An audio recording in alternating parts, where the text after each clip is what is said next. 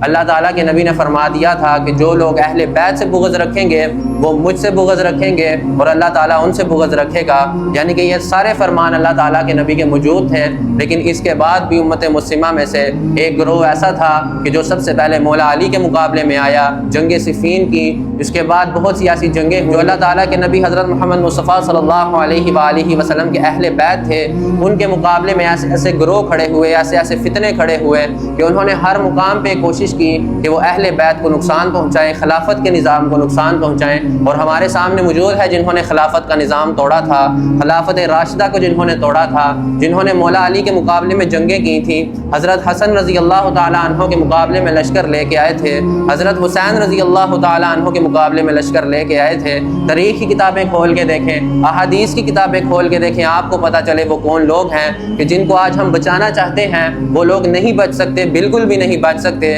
کیونکہ انہوں نے اہل بیت کے ساتھ ظلم کیے تھے۔ اہل بیت کی انہوں نے وہ عزت و مقام کو، انہوں نے ان کی حیا نہیں کی جو اللہ کے نبی ساری زندگی بتاتے رہے، جن کے بارے میں اللہ تعالیٰ کے نبی یہ فرماتے رہے کہ اہل بیت کے معاملے میں اللہ تعالیٰ سے ڈرنا، اللہ تعالیٰ سے ڈرنا، اللہ تعالیٰ سے ڈرنا۔ لیکن امت مسلمہ بالکل بھی نہیں اللہ تعالیٰ سے ڈری، اور انہوں نے اللہ تعالیٰ کے نبی کے جانے کے 50 سال بعد ہی اہل بیت کو کربلا کے مقام پہ شہید کر دیا، ان کے ساتھ وہ ظلم کیا جو ہمارے سامنے موجود ہے۔